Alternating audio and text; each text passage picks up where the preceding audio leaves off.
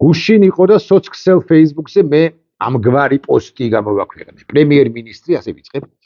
საგარეო საქმეთა მინისტრი, თავდაცვის მინისტრი, შლს მინისტრი, ჯანდაცვის, განათლების, კულტურის, სოფლის მეურნეობის, ინფრასტრუქტურის, ეკონომიკის, ფინანსთა, შერიგების სახელმწიფო მინისტრი, ევროინტეგრაციის სახელმწიფო მინისტრი, ვინმე თუ გამორჩა შესაძლოა და ალბათ გამორჩა იუსტიციის მაგალითად ახლა მომაფიქრდა და არ მიწერია. მე უკვე ელჩები ორ წერტილი შეერთებულ შტატებში, ევროკავშირში რა იყო? ნატოში, გერმანიაში, ბრიტანეთში, საფრანგეთში, იტალიაში და ასე შემდეგ და მე უკვე დავსვი თავარი კითხვა. კითხვა მაქვს მეთქი, ასე დავწერ. მე რომ დავასახელო თითოეულ ამ პოზიციაზე შესაბამისი თითო ან ორი კანდიდატურა მოსულა მეთქი. საქმე ისაა, რომ პრინციპულად სწორი მგონია ჭრდილოვანი, ჩემი ტექსტია, კაბინეტის დასახელება, თორემ მე საბოლოო ჯამში იმ სამინისტროებიდან, ანუ დასახელებული უწყებებიდან, სამინისტროებიდან, მხოლოდ 3-ს, 4-ს შევავსებ, რომ მოვინდომო, ისიც არა პოლიტიკოსებით. მეთქი, დავწერე, აკი გითხარით გუშინ და რიდი გამოხმაურება არ აქვს ამ პოსტს გულახდილად გეტყვით. პოლიტიკოსები ცალკეული ეხმიანებიან კი არა, ალაიქებენ და არა მხოლოდ პოლიტიკოსები, მაგრამ პოლიტიკოსებიც არიან მათ შორის. და მე მათ მივესალმები და არა მხოლოდ მათ მივესალმები, არამედ ყველას მივესალმები, ვინც ალაიქებს თუ არ ალაიქებს, მათ შორის სინდისის პატიმრებს, პოლიტპატიმრებს და სინდისის პატიმრებს. მაგრამ ერთ-ერთ სხვა პოსტში, რომლის ავტორის თუ არ ვცდები და არ ვცდები ლიკა ბასილაია შავგულიძეა, ლიკა ბასილაია შავგულიძეს თუ არ ვცდები პრემიერ-მინისტრზე ლაპარაკობს და ჯანდაცვის მინისტრზე შესაძლოა, ეხლავე გადავამოწმებ. ლიკა, სადახარ ლიკა? ლიკა ბასილაია შავგულიძე, ბოდიში. ბასილაია შავგულიძე ამგვარ პოსტს აქვეყნებს ცოტა ხნის წინ კი არა, ნახეთ როგორი აქტიურია ლიკა თურმე. რაც შეეხება პრემიერ-მინისტრობის დასახელების ან არ დასახელების საკითხს, ამ ბუნდოვანებით სავსე სამყაროში აქ თუ სხვაგან ჩვენს გარშემო ქოცებთან ბრძოლაში ადამიანებისთვის სტიმულის მისაცემად კარგი იქნებაო და მე ვეთანხმები ლიკას. ისეთი კანდიდატი მოეძებნა ალიანსს უფრო კონკრეტებს ლიკა ბასილაია შავგულიძე, ვისაც არა აქვს პოლიტიკური წარსული, აქვს საუკეთესო მენეჯერული ბნელები, არის კარგი ადამიანი, ცნობადი მეტნაკლებად, აქვს ქარიზმა, აქვს კაფეოდ გამოხატული პიროვნული თვისებები, არ არის ნაცრისფერი უღიმღამო ტიპი, ასე ვთქვათ, აქვს ხასიათი და ენერგია, აპარტიული ალიანსის ერთიანი შეთანხმებული კანდიდატიო, მას ის სტატუსს მეტი გამოხმაურება აქვს, 33 კომენტარი, 21 ლაიკი ამ ეტაპისთვის. მოკლედ, მეც და სხვებიც უკვე ღიად ლაპარაკობ ამას, ვამბობთ შემდეგს, რომ ჩვენ გვჭირდება ალტერნატიული ჭრდილოვანი კაბინეტი. ოპოზიციამ ალიანსმა ამ შემთხვევაში. თუ გნებავთ ასე ვიწყოთ 9 პოლიტიკური სუბიექტი, ერთმანეთში სხვადასხვა ბოლომდე დალაგებულები არ არიან, მაგრამ ამაზე სხვა დროს ვილაპარაკოთ, როგორც ჩანს, მიხეილ სააკაშვილი აქ გარეული, ამ ამბავში გარეული, მაგრამ ეს სხვა თემა. ჩემი მოსაზრებით ამ ოპოზიციამ უნდა თქვას, რომ აი ეს პირი ჩვენი ალიანსიდან იქნება იუსტიციის მინისტრი. თუ ჩვენ ხელისუფლებაში მოვალთ კანონიერი გზით, რასაკვირველია, აი ამ პირზე. კონკრეტულად, რომელიც შესაძლოა არის ამ ალიანსის სუბიექტებიდან ერთ-ერთის წევრი, ან შესაძლოა აპარტიულია მართლაც, ეს იქნება იუსტიციის მინისტრი.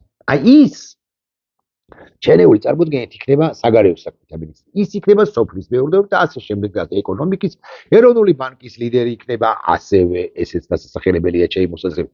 აი მადიარზე რომ ვლაპარაკობთ, ერთი ძაცნობილი კადრია, კარგი, და სხვადასხვა ის რომ დონალდ ტუსკს გააცნო მადიარმა საკუთარი კაბინეტი ჯერ კიდე მაშინ, როდესაც არ იყო მოსული ხელისუფლებაში და თქვა, რომ საგარეო საქმეთა მინისტრი ვიცი აგვარია. აი მადიარის მთავრობაში საგარეო საქმეთა მინისტრი, გაგიქვირდება ტუსკმაც ხო შეიცხადა კი არა, ცოტა იღადავა იოხუნჯა ამაზე.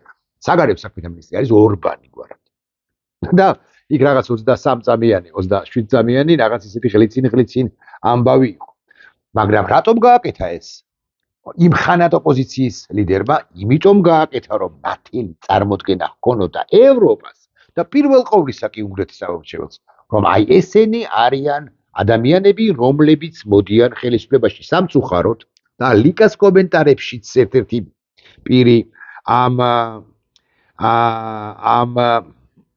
პოსტის ქვეშ ალაიქებს კი არა აკომენტარებს, მათ შორის შალვა ნათელაშვილის ეგეთი დიმიტრი გელოვანი იყო პრემიერ-მინისტრის გულისხმობს შალვა დათელაშვილი, მაგრამ სხვაც არის და ვეღარ პოულობს სიმართლე გითხრათ, ერთი პირი, აი ნახეთ, თენგო გიფრაძე არანაირი კანდიდატების ლაპარაკი არ მიდის, ფედერალისტების წევრია, მე ვას უდასტურებ პატივისცემას საქმე ვიწყდი ხაზგასმით, არც ახლო მომავალში იგეგმება, ჯერ საქმე გაკეთდეს. ზოგადად კი დიმიტრი გელოვანების ფეტიშია დასამთავრებელი ამ ქვეყანაში. მე ვეთანხმები, რომ დიმიტრი გელოვანების დასმული პირების ფეტიშია დასამთავრებელი, მაგრამ იმისთვის რომ ამორჩეველმა იცოდეს ხაზგასმით ვამბობ, რომ აი ეს პირი იქნება მომავალი პრემიერ-მინისტრი, რომელმაც სხვათა შორის არა მარტო დასახელებული უნდა იყოს, არამედ უნდა საკუთარი პროგრამა, საკუთარი ძირითადი მიდგომები მინიმუმ უნდა გააცნოს აუდიტორიას, უნდა იყოს კონსოლიდირებული ხასუსო კონსენსუსური ვარიანტი კი არა კანდიდატი ამ პარტიებისა და სხვებისაც შესაძლოა ვის ჩაერთვება ამ პროცესში საზოგადოების ფენებიდან მათ შორის. მე უნდა ვიცოდე მე ამორჩეულობა კარგი იქნება ჩემი ხედვით აი ყველა სიტყვას ზედმიწევნის ზუსტად ვამბობ რომ ეს იქნება იუსტიციის მინისტრი ის იქნება თავდაცვის მინისტრი ის იქნება ეკონომიკის ის თლად იქნება თლად პრემიერ-მინისტრობის კანდიდატი არ ნიშნავს ეს იმას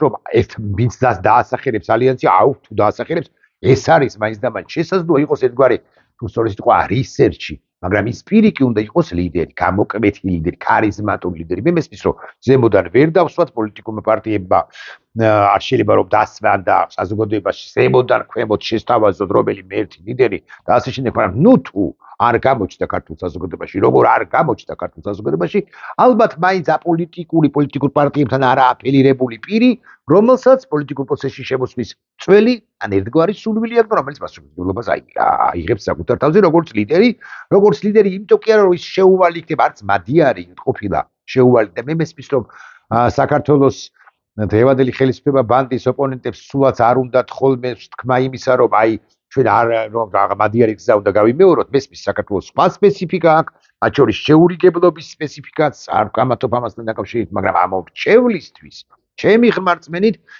სასურველია ამორჩევლმა იცოდეს. მე იმ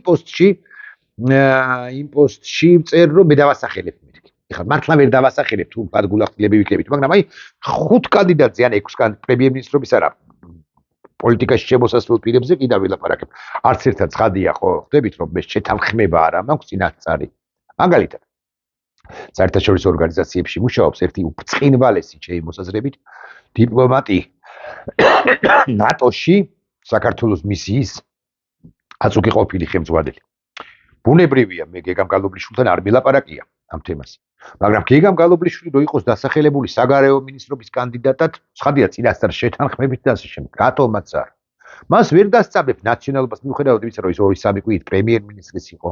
მესმის ეხლა შალვა პაპუაშვილი ყველაფერს დასწამებ. შალვა პაპუაშვილის ლოგიკაში არ ვჯდები, უბრალოდ შალვა პაპუაშვილის ლოგიკით მსჯელობას არ გთავაზობთ. უბრალოდ გეუბნებით, აი გეგამ გალობლიშვილი იქნება ჩვენი საგარეო მინისტრობის კანდიდატი.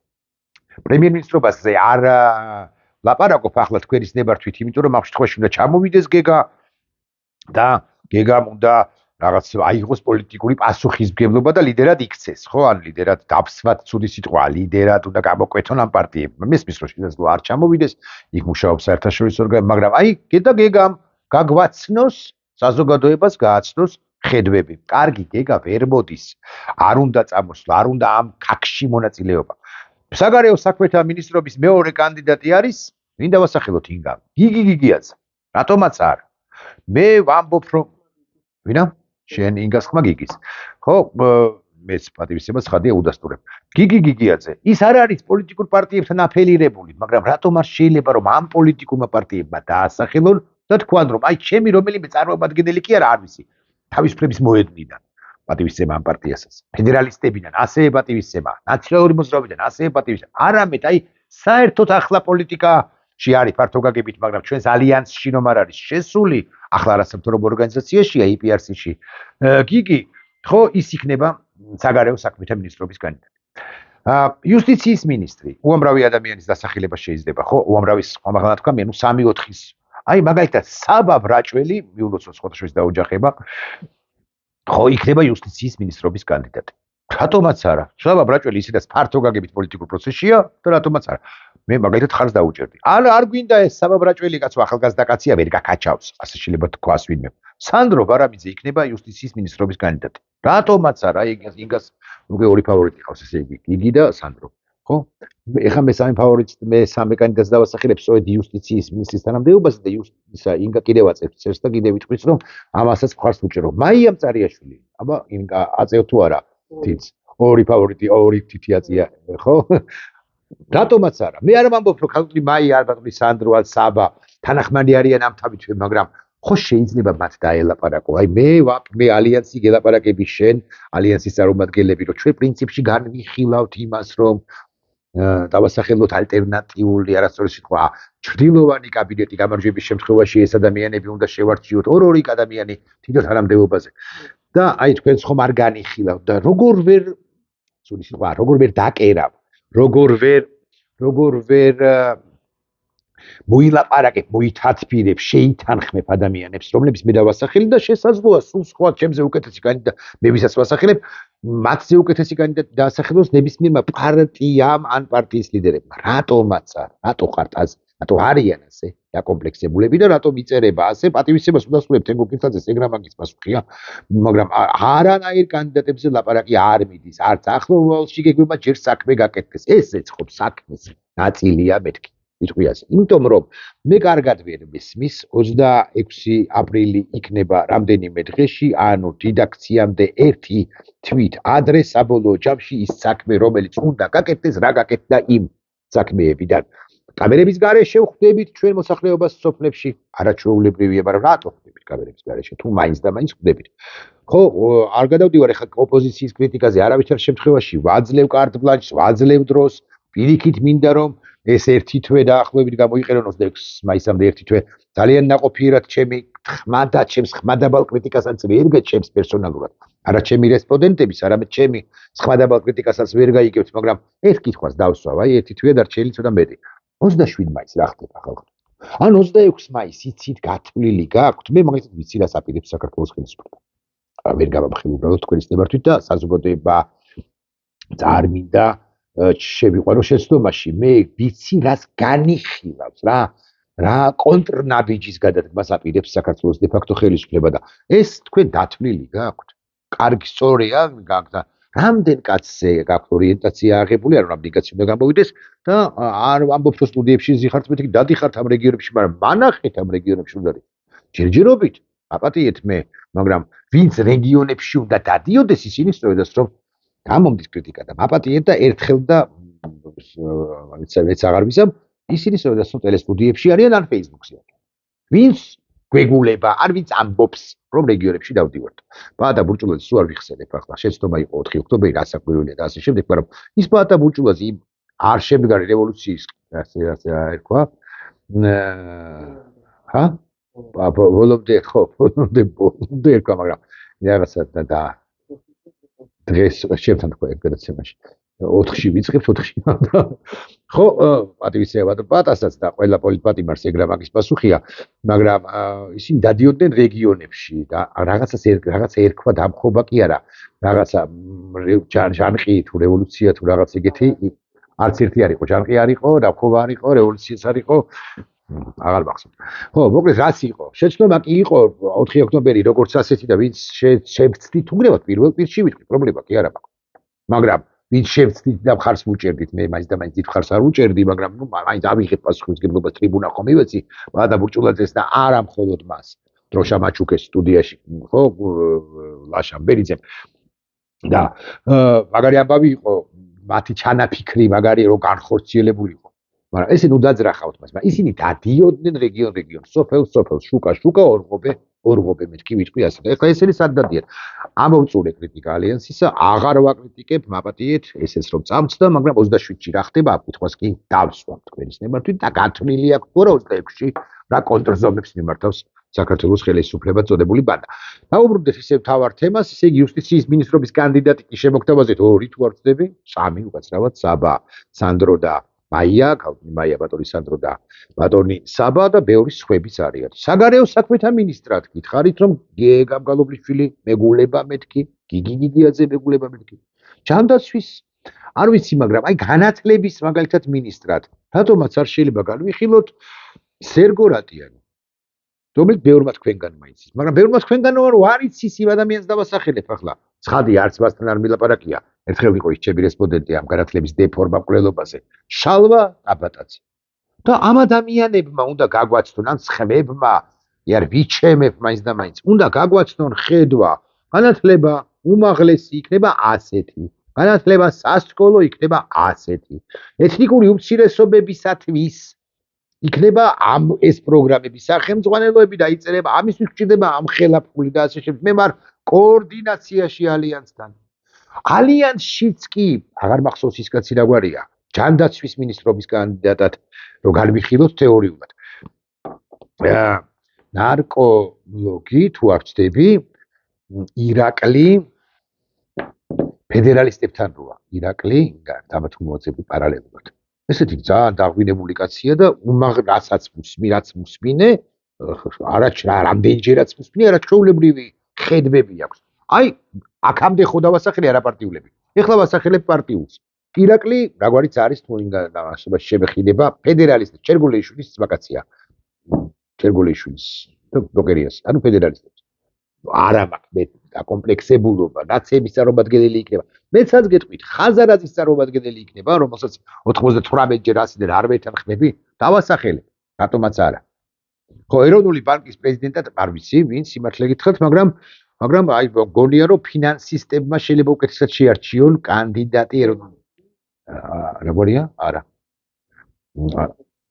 ის პირველიშვილი ზიადოსტი პირველიშვილი ოდესღაც იყო გამსახურდია ეხლა კარგად არის არც მინახავს ხო მოკლედ არ ვიცი როგორც არის აი ეს არის ჩემეული ხედვა იმასთან დაკავშირებით ალტერნატიული მთავრობა გვჭირდება მე მესმის რომ არ ვიმეორებთ თავიდან ბოლომდე მადიარის გზას მესმის რომ არ ვიმეორებთ თავიდან ბოლომდე უნგრეთის გზას მესმის რომ ჩვენი სპეციფიკა გვაქვს მაგრამ შინაგან საქმეთა მინისტრის საგარეო საკვანძო თანამდებობებზე მაინც თავდაცვის მინისტრად ასე მაგალითად შეიძლება მაგალითად მიშა დარჩიაშვილი რატო არ შეიძლება დასახელდეს თავდაცვის მოადგილე იყო ერთი ხანობა ალასაგინს ხო დათო სიხარულიძე რატომ არ მანახება ზურა სიხარულიძე ხო ზურა უკაცრავად ირაკლი და ზურა სიხარულიძე ირაკლი არასდროს მithქვავს ზურა სიხარულიძე ნარკოლოგი ფედერალისტებთან აი ინგაპილეკაი მიგარდა ხო არაჩვეულები მე არ ვიცნობ ერთხელ ორჯერ აქციაზე შემოხდი და მაგრამ მისი ხედვები რომ ნახე და გავეცანი მის ხედვებს და მას მოусმინე უაღრესად მომეწონა პარტიულია და თავდაცვის უწყებას გულისხმობდი ახლა რატო არ შეიძლება მიშა დარჩიაშვილი ასე მაგალითად გენერალური შტაბის უფროსად აი მე მაგალითად რო ვიყო პოლიტიკაში ვიტყოდი რომ დაველაპარაკებოდი ოღონდ წინასწარ ცხადია მაგრამ ვიტყოდი რომ გიორგი ქუფარაშვილი აი უკრაინაში რომ დააჯილდოვეს და აზოვის დამფუძნებელი როა იქნება გენერალური შტაბი არ ქვია თავდაცვის ძალების ხელმძღვანელი იცით რამდენიც გაიხარდება თავდაცვის უწყებაში აი დღევანდელ თავდაცვის უწყებაში ხო აგე იგას უკვე სამთავროდ იყავს ჩემი კანდიდატები ნახვამდის მოკლედ ეს არის ჩემი ვიდეო ბლოგი გამიწყრებიან პოლიტიკოსები ალიანსიდან ანუ გამიწყრებით ერთ ბრძოლაში ვართ განსხვავებული პლატფორმები კი განსხვავებული პოზიციები გვაქვს და ნუ გაგიჟდებით ახლა იმაზე რომ აგე მე დავთამამდი და დავასახელე ალტერნატიული ან ჭრილოვანი მთავრობა რომელიც უნდა დაასახელოთ ჩემეული და არა მხოლოდ ჩემეული ხედვით ჩემ პოსტს ბევრი ლაიკი სწორედაც რომ ალიანსის წევრი სუბიექტების პარტიების ანუ წევრებისაგან ჰქონდა დამილაიქეს ამ ალიანსის წევრებებაც სხვათა შორის თუმცა რაღაცა თქვა ჩაკეტილობასაც აქვს და არა არავითარ შემთხვევაში რატო არ ილაპარაკებთ ჩვენ შედარჩი ხო რა არა ახლა